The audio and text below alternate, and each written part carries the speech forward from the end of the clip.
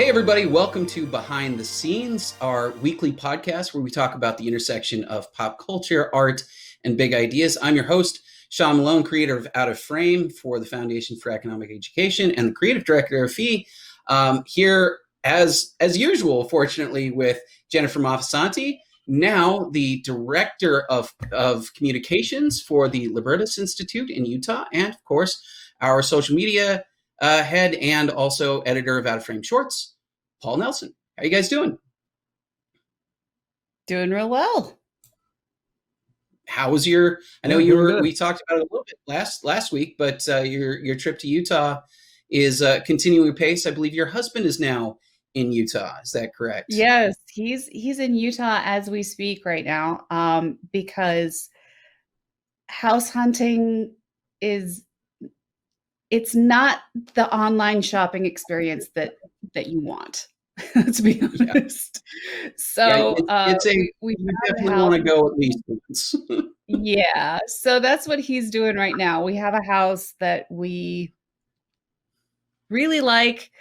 Technology has improved to the point that our realtor was able to give us like a virtual tour of the place. So like just on a video chat, she walked us through the whole thing and was able to answer all of our questions and measure this and look at that, and it was outstanding. You know, it's way better than just going by whatever garbage photos happen to be listed on the digital listing.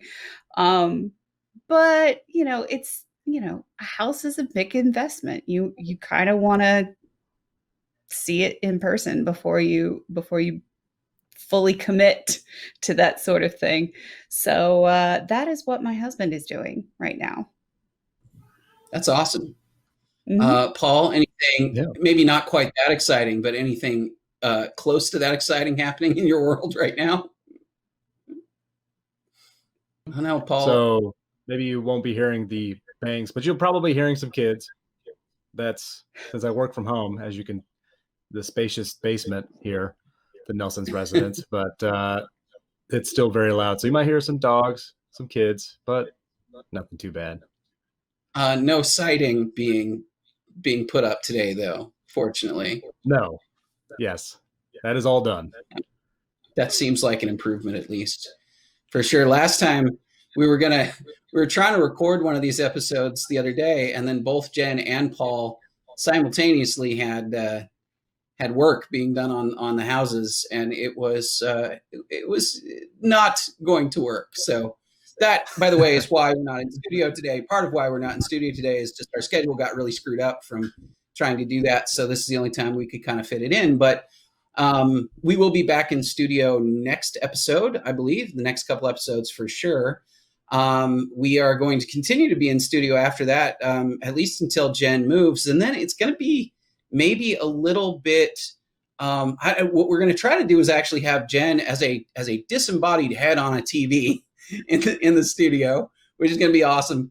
But and then Paul and I will still be there in meat space. But I'm hoping that works out. And then of course we've still got this mode of doing things, and it all kind of feels like it's working out. I think technology is really working in our favor in general on this as well. So I'm kind of digging it, but at the same time, it'll be nice to see everybody in the studio in a few days. So that'll be good as well. But we've got a really awesome show for you guys today. We're going to be talking about The Mandalorian, which, season 2 has just started, and I think we'll get into that a tiny bit, but mostly we're going to try to focus on season 1 and just general thoughts about the future of Star Wars and all that kind of stuff.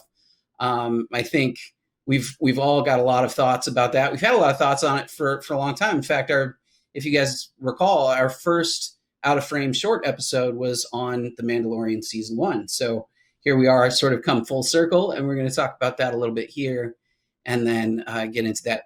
And then for patrons, a little bit later, if you're not a subscriber to us on Patreon, then it'll just be the Mandalorian episode. But if you are a patron of the show, that's patreon.com/outofframeshow, as you can see on the screen here. We're going to do a bonus episode talking about the first of the Sergio Leone spaghetti westerns, A Fistful of Dollars. And I'm super excited to talk about that too, because the connection to Mandalorian and to this kind of Western genre kind of stuff that we have here. I mean, The Mandalorian plays so much of an homage back to those spaghetti westerns. And I am super excited to talk about both. So if you are not a patron, feel free to sign up on Patreon and then get access to the bonus episode right away. And for everybody else, we look forward to you sticking around at the end of the show. But before we get to that, what are you guys watching? It feels like it's been a little while since we actually talked about stuff that we've been, watching apart from, episode content. So Jen, what's happening in your world? Well, I've been watching La Revolution. My French is atrocious. I'm not even going to try to do it right. So sorry, francophones. But it's it's a French show on Netflix that's been like overdubbed with English. And I did not realize. Yeah, it is. And it is. Yeah. So it's interesting because it is a retelling of the French Revolution, which is a period of history that has always been deeply fascinating to me because it is such a train wreck, but with zombies. So it's the French Revolution, which, if that wasn't horrifying enough, let's add some zombies. And it is actually delightfully creepy and well acted, and I'm really enjoying it so far. I'm about halfway through the series right now. And is it like an ongoing series, or is it just like a mini series, or like, I don't know if it's like a one-off or if it's going to be ongoing or not. There's just the one season available right now. So regardless, that's what we have to go with. So who's all zombies? Is it people who've been beheaded by the Robespierre mobs, the Jacobins, like beheading people and then turning them into zombies, or? Well, we haven't quite gotten there yet.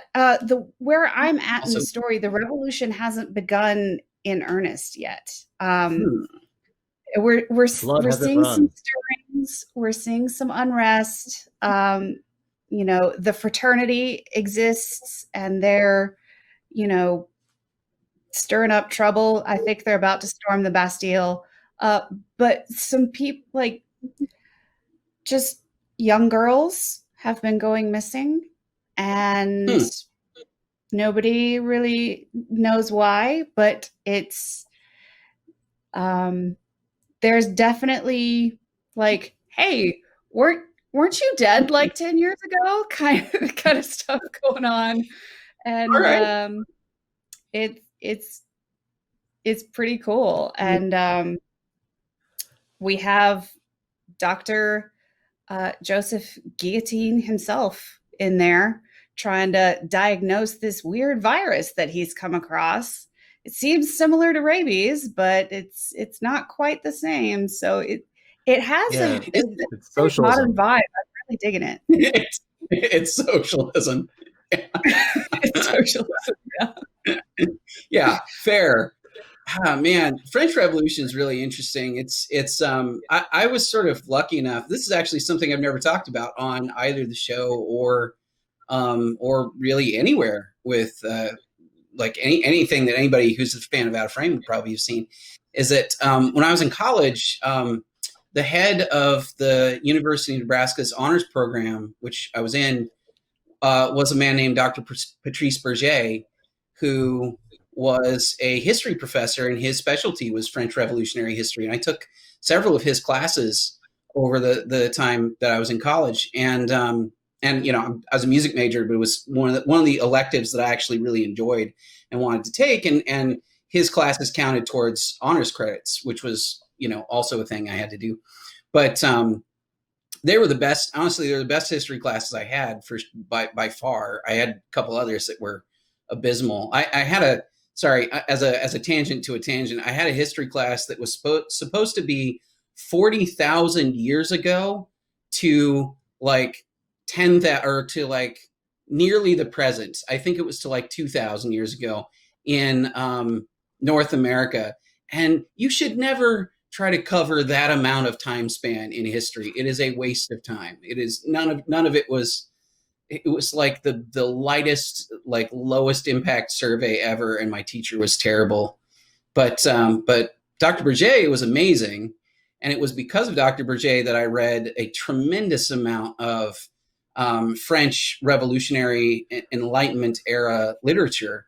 It's truly because of Dr. Berger that I read Voltaire and Montesquieu and even probably some Bastiat before I'd ever encountered Fee and all that kind of stuff, and Rousseau and a whole bunch of stuff that I'd read back then. And then because of that, it was so tightly connected into the American Revolution, as I don't know how many people in our audience necessarily know that, but like obviously a lot of the French Enlightenment philosophers were, both influenced by and influenced, American and British, Dutch, all of the other Enlightenment and sort of revolutionary philosophers of the classical liberal era. So, Adam Smith and Thomas Paine, James Madison, Jefferson, Ben Franklin.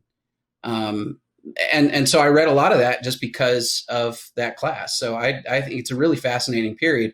It is, however, as Paul said, a cautionary tale in two revolutions that could not have gone more differently, I think. And it's pretty tragic. Yeah, it is. Yeah.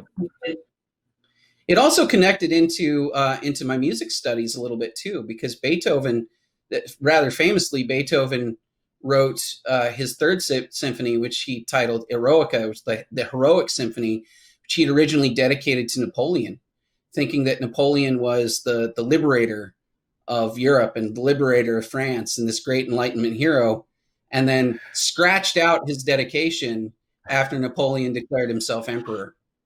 So, yeah. Whoops. Yep. I mean, I think the moral of the entire French Revolution is don't trust politicians.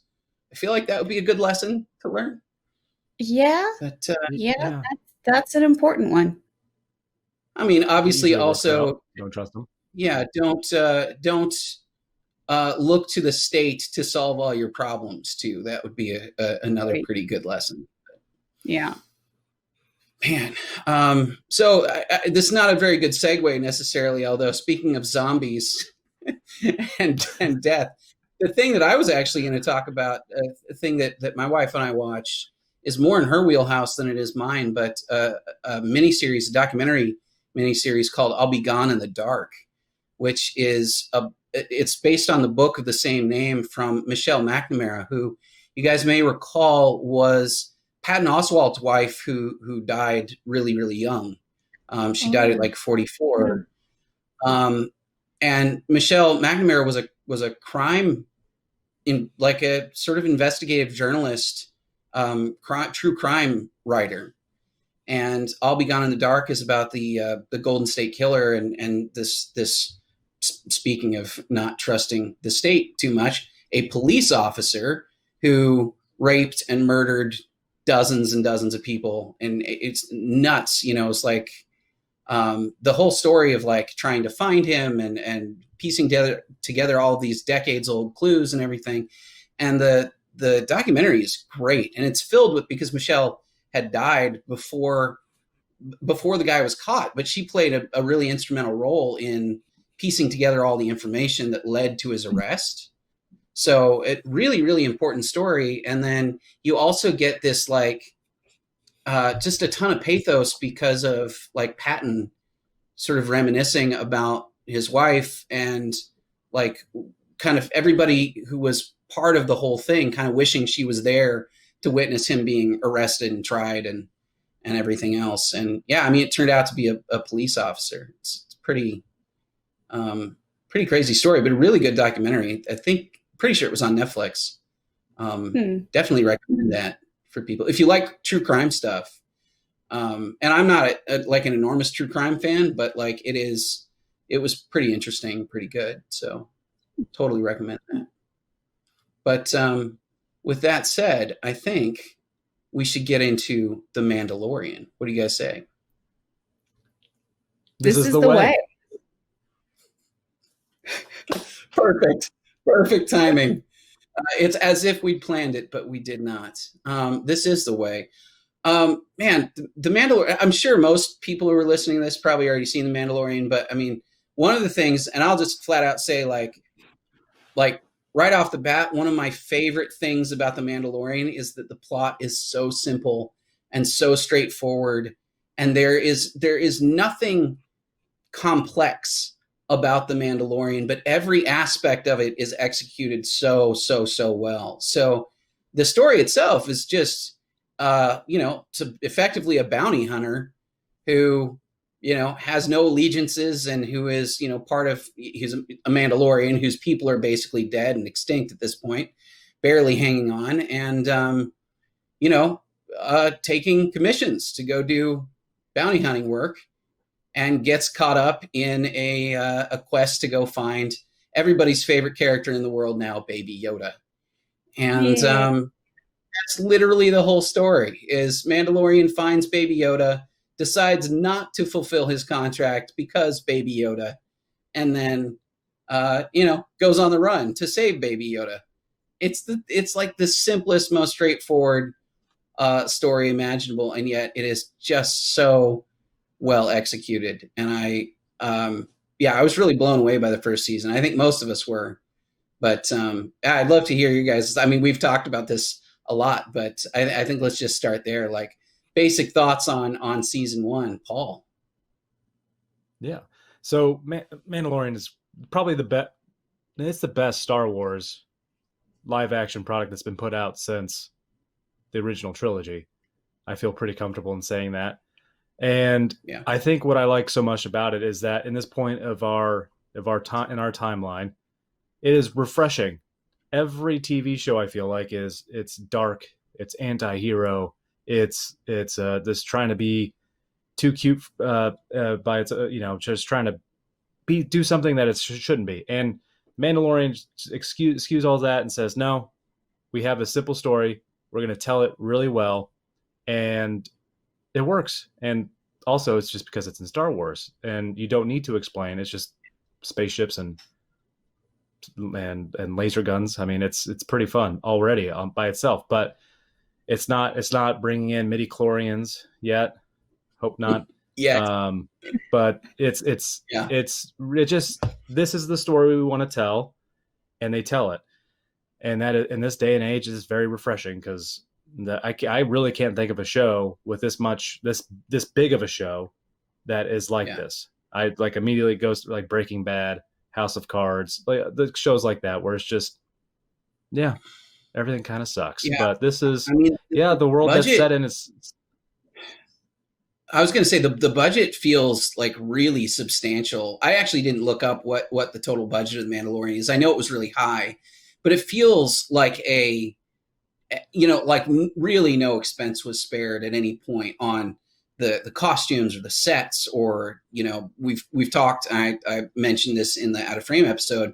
I mean, Ludwig Göransson's music is phenomenal. I mean, everything about it. And even like the sets, like the whole thing, I think we talked about this at one point. I don't know if we talked about it on this show or not, but like the idea of the way that they did the sets, which they did not do as green screen, or they did not do a lot of green screen. Instead, they actually built big projection screens that were effectively like sort of IMAX, like convex screens that they were actually projecting the backgrounds on while the characters were moving around.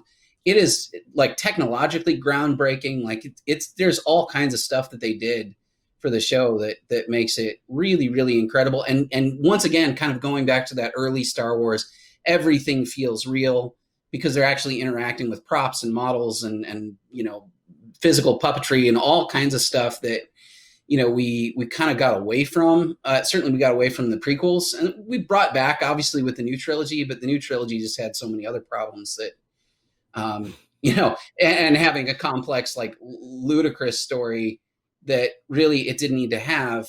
And this is taking all of the best stuff about what JJ brought back to Star Wars and then putting it in a context that's actually well written.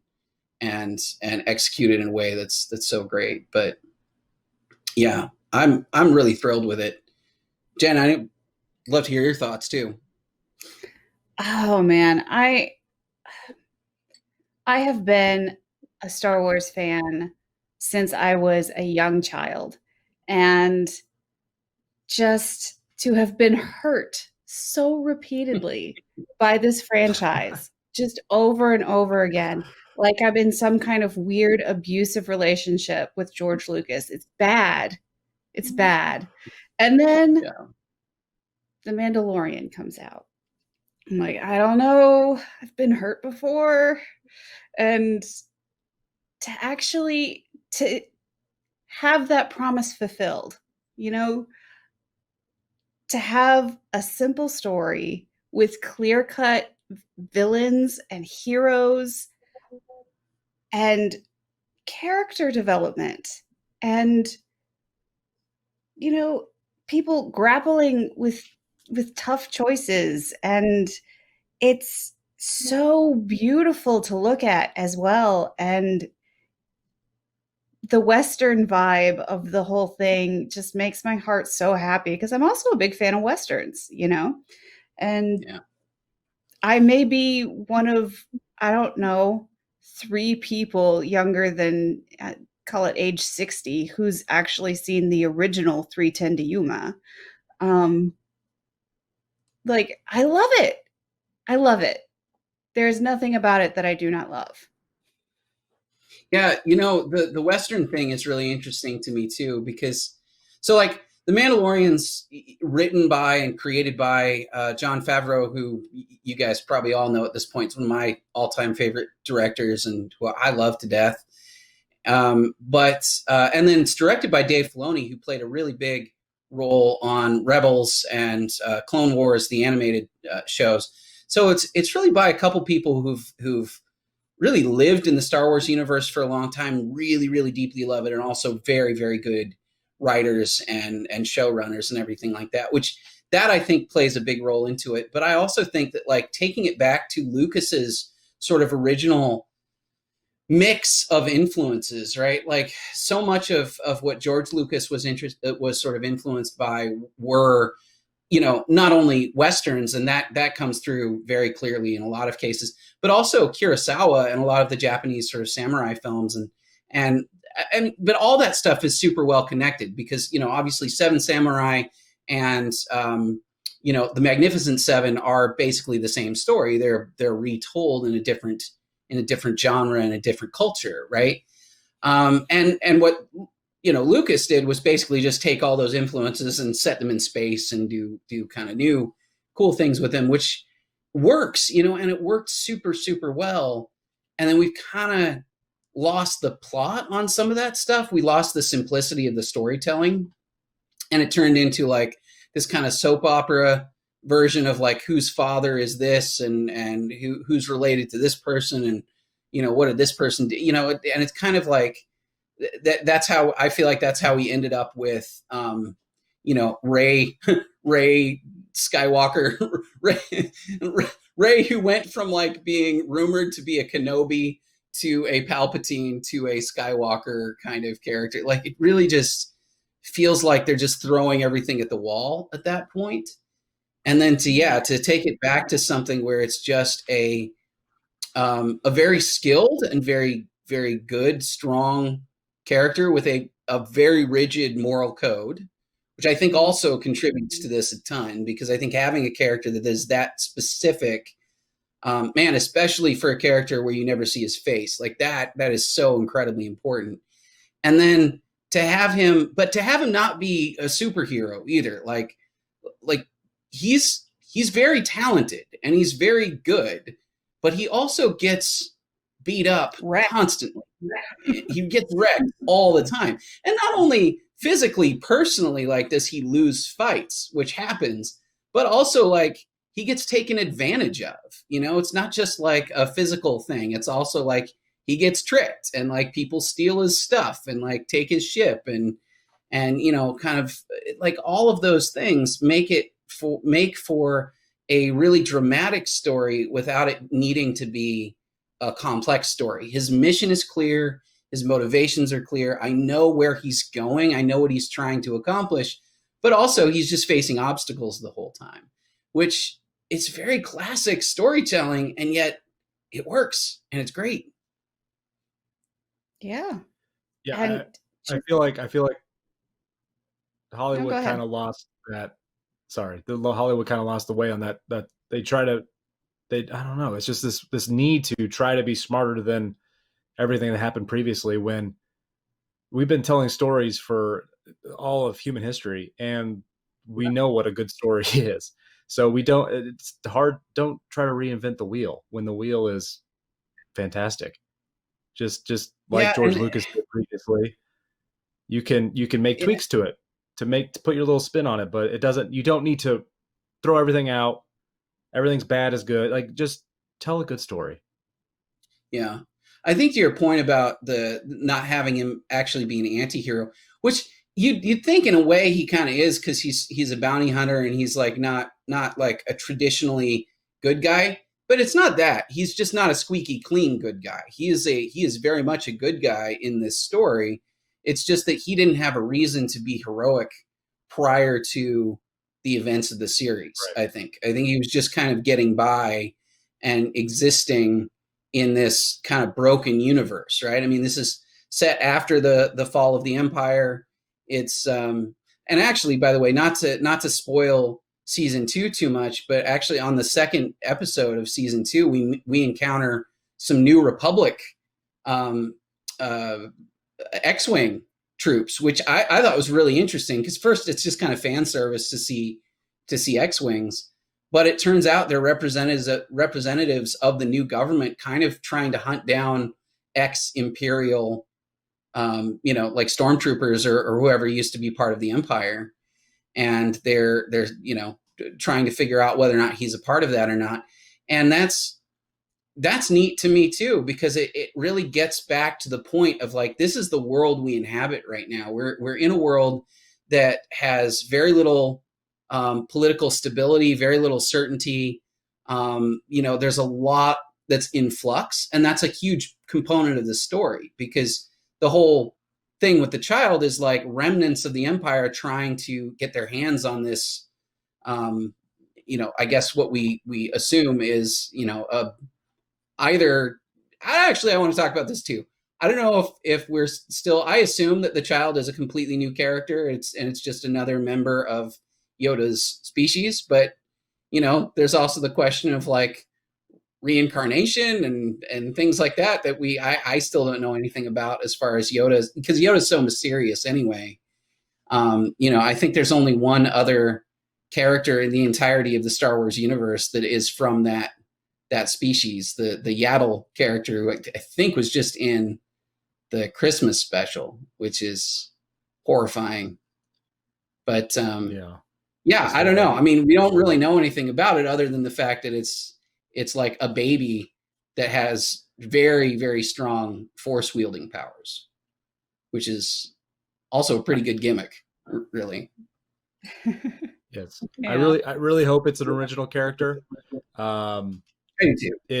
It would be kind of, it would be, if it was a reincarnation of Yoda or something like that, or, which I think could be plausible, a clone of Yoda, which would play into everything the Empire has done.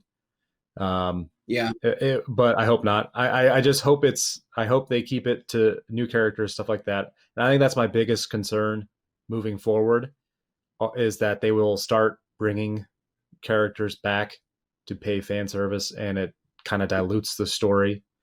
We know they're going to do a little bit of that. I'm a little skeptical of that.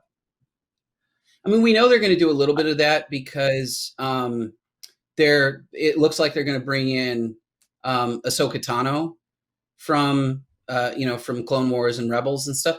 Although I'm pretty okay with that. I'm pretty okay with bringing in characters that we've never really gotten to know in this medium, like in a live action medium. I think that's pretty cool. I think even bringing in some of the clone troopers from the Clone Wars series, I think will be an interesting thing to do with a lot of this. But yeah, I agree though that you want to be really sparing and very careful about that, because honestly, and if you think about, for me, all of the new characters that are in The Mandalorian are all so good, right? Uh, the Carl Weathers character and Gina Carano's character, I both, I think are both really, really excellent. Um, you know, Werner Herzog, by the way, and he's like not in it anymore after the first episode, but just seeing Werner Herzog in this was just like mind blowing to me, because I love him as a filmmaker, and he's such a weirdo, and it's just so, and his character is just perfect. Like, he doesn't act at all. He's just Werner him. Herzog. It's just him, and he is that much of a strange human being that it works like in this alien universe. And that's super memorable to me. Like, I really like all of the new people that have, sort of come into the series. I'd love to hear your guys' predictions though, especially with, I should have been smarter and looked up the actor's name, because I forget, but Gustavo Fring, he will forever be Gustavo Fring to me. But the Moff, who's now got the Darksaber, from season Moff Gideon. What's that? Gideon. Yeah, Moff Gideon. Yeah. Again, I apologize. I need to actually, like, I feel terrible not knowing that actor's name, but it's just Gustavo Fring. It's Los Pollos Hermanos, 100%. Like, that's just where my brain goes. My apologies. But yeah, what are you guys' thoughts on that? Oh, Moff Gideon is definitely going to show up again later. There has to be a reckoning between Moff Gideon and Mando, 100%, because Moff Gideon is responsible for so much tragedy for the Mandalorian people and for our nameless Mando himself. He's just, we can't not come back to him. And his request for the child was what kicked all of this off. And for him to just be forgotten on some backwater bounty hunter world is just not going to work. Well, and he can't be anyway, because that black lightsaber that he had at the, sorry, this is a spoiler for those who haven't seen the first season of The Mandalorian, but again, I feel like the statute of limitations has expired a little bit on this. But that black lightsaber is it's from Rebels, and it's a really, really important Mandalorian weapon, basically. So that I mean, there's no way. I mean, that's setting up something that's like incredibly important. By the way, Giancarlo Esposito is his name. I totally blank on that all the time. But anyway, it's yeah, I mean, he's got to come back in this series. I don't think we want to talk too much about season 2, but like, what are your guys' sort of thoughts on where we're headed? Because obviously season 1, it was mostly about sort of making the decision to protect the child and then being on the run a little bit. And now season 2 is set up to be taking the child at the moment to find other Mandalorians, but probably eventually to some nameless Jedi, who I guess I'm going to bet is Ahsoka Tano, but I'm not really sure. What are you guys' thoughts on that? Yeah. So I think one point I want to make about season 1 and real quick is, whenever we run into New Republic X-Wing fighters or anything like that, you get the sense that they're really kind of doing a critique on just big government. There's a scene in the first season where X-Wing fighters just blow up a space station because there might be somebody bad on board. And that seems pretty close to real life. And then season 2, when we see the X-Wing fighters again, they notice him for the space equivalent of having a broken taillight, from what I could understand. Yeah, and basically. everything leads from there. And so it's like, it's just bored cops ready to go do something because it's, you know, we won the war, we won the rebellion, and now we have to govern. And the only way I've kind of been able to glean from those little snippets is that where they have control, it's just kind of bureaucracy. Well, dude, and then they go, like, this is I think most people will probably have seen this by this point, but spoilers for season 2, episode 2 on this. If you don't want to hear sort of anything about that, then I don't know, skip ahead like 2 minutes. But the once after Mandalorian's ship is like completely destroyed, they come and find him and like save him from all these like ice spiders or whatever, which is like, that's all cool and everything. But he goes, hey, can I get some help? Can you help me like shore up the hull of my ship and allow me to like get out of here and fly away? And they're basically like, no, just fix your transponder. We're out of here. Like, it is the most broken taillight thing imaginable. It'd be like a cop pulling you over and you going like, hey, like, I'm really in a lot of trouble here. Can you like protect me from this thing? And then the cops are like, no, but here's a citation.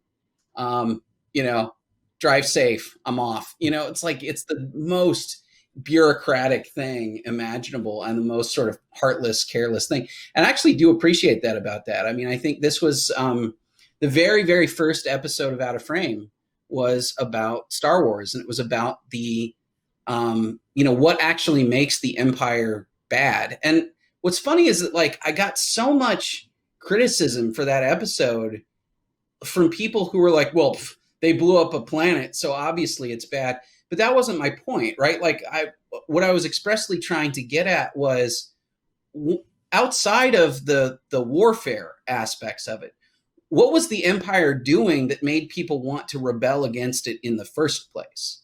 Like, what were the things that they were there, like, that were the Empire's policies? Like, we talk about this all the time at Fee, and it's weird to me that, like, it was sort of hard to spark a conversation about this where people were just like, yeah, but they're bad, they're evil, like they've got an evil emperor and stuff. And you go, okay, but like, was he taxing people a ton? Was he taking slaves? Was he like, what was going on in the Empire? Because we never actually learned that in Star Wars. No. Now, technically, we actually do in delete this. So there's a deleted scene, and there are a bunch of comments on the YouTube channel where they bring up this deleted scene. I left it out of the original piece because it's not canonical. It's not in the movie.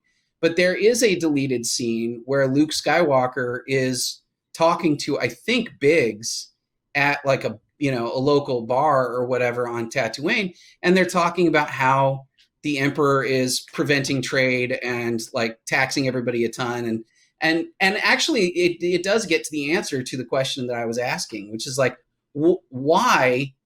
At one point Luke Skywalker says, well, I don't love the Empire, I hate it. Well, why do you hate it? Right? What were they doing?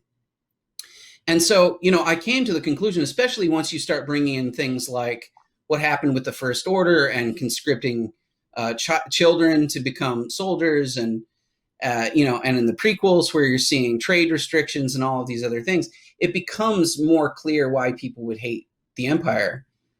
But it's so true to life to me that the New Republic would come in and then basically start doing a lot of the same stuff. Like, okay, maybe they're not like as evil. Maybe they're not blowing up planets or, trying to, imprison or murder people who disagree with them. But like, from an actual lived experience from the standpoint of like just existing in the world, if you're getting pulled over for a broken taillight and the cops won't even help you like repair your ship to get out of this super dangerous situation, like, I don't know how that's different. If you're like somebody on the level of the Mandalorian, the transition from Empire to New Republic probably meant almost nothing to you. Yeah. And we've come back around to the French Revolution. Be careful with your rebellion. Be careful what you're fighting against, because it's so easy to just become what you hated so much. Yeah. Yeah. And I mean, and the same thing is true, I think, even in the, episodes 7, 8, 9, right? I mean, you're seeing like, because it doesn't even make sense. I mean, this is a thing that bothered me about the Force Awakens. Actually, was that we're led to believe in Return of the Jedi that like the Empire is dead. Literally, the Emperor is dead, and the Death Star blew up. The second Death Star blew up. Like everything is good, right? Everybody cheers and claps, and they have a big party, and everything is happily ever after from this point on. And then we get to the Force Awakens, and it's only like 20 years later, and the entire thing is in shambles already. Like they have utterly failed to actually implement a political structure that is not chaotic and terrible, and still leaves the door open to the remnants of the Empire to just come right back and do what they were doing before.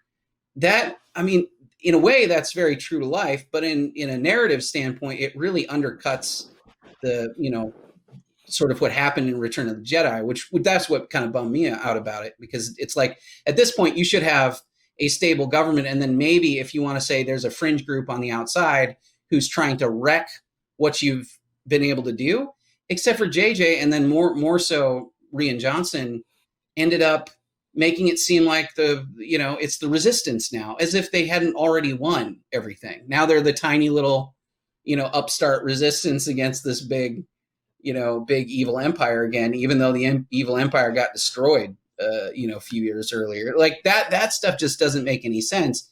But what would have made sense is what's happening in The Mandalorian, where it's just kind of chaotic, and it's just not really clear who's in power or what it even means, to be in control or in charge or whatever.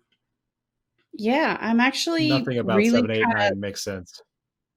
Yeah. Wait, what? I'm really looking forward to the exploration of this weird interwar period in the Star Wars universe, and how we got from the end of Return of the Jedi to the beginning of The Force Awakens, and what went wrong and why it went wrong and how it went wrong.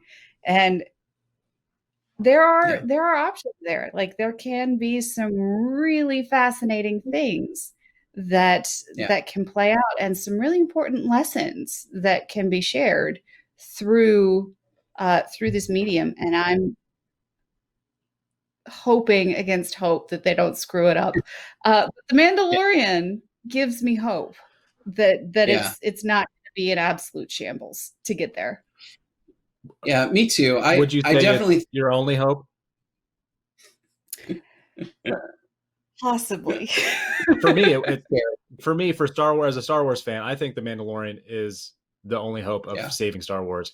I can't imagine Disney coming out with a movie anytime soon that I would be remotely interested, unless The Mandalorian can set something up, or they come out with a TV show that gets something set, because they have lost all credibility, with me at least, on being able to write a story that makes any sense whatsoever. So please, Mandalorian, save us. Well, if anything, I think it goes to show having a singular creative voice and a team that is consistent, not only episode to episode, but season to season, is tremendously important. It's something that, I mean, certainly as a creative director, it's a struggle for me sometimes, because there's a lot of pressure, especially from even in the nonprofit world, there's pressure from executives and stuff to kind of make it about like, well, let's just bring whoever in and just do whatever we can. Sorry, this is not related to Out of Frame, but like it's related to Common Sense Soapbox. And we talk about like, well, can we do more episodes or whatever? But the reality is we need the consistency of voice for that series and for all of the shows that we put out to actually make any sense, and to be able to defend that and protect that sort of singular creative vision is really hard, especially for big big companies like Disney and Lucasfilm and stuff to actually be able to do that. It shouldn't be. You would think that it would be easier for them to do because they have such great examples of where things go horribly awry and where things work. But it always seems like the pressures make it really, really hard for them to do that. And then you end up with, just differences of opinion that end up with like a J.J. Abrams and then just a landmine of a Rian Johnson thing in the middle, and then another J.J. Abrams movie trying to like put it back together. And none of that worked at all. And if you just had one singular creative vision, it may not have been perfect, right? But it definitely would have been better than what we actually got. And then obviously having people like Dave Filoni and Jon Favreau involved, makes me happy. It makes me a lot more confident they're going to do really good things with it. But yeah. Well, cool. I think that's maybe all the time we should have for our discussion of The Mandalorian. For those who, like I said at the beginning, for those who are patrons, please stick around. We're going to talk more about Westerns and especially Clint Eastwood and Sergio Leone and A Fistful of Dollars. If you're not a patron, please consider supporting the show at patreon.com/outoframeshow. Also, I just, for everybody's edification, I know some people have been a little bit hesitant to join Patreon.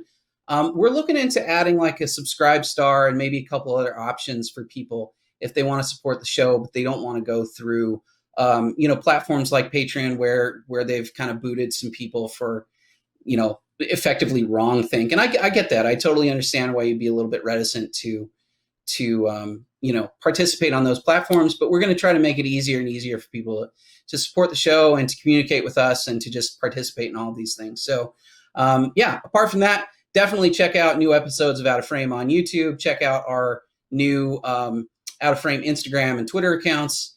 And like I said, we appreciate you regardless of whether or not you're on our Patreon or not. We love you guys, and thanks for watching.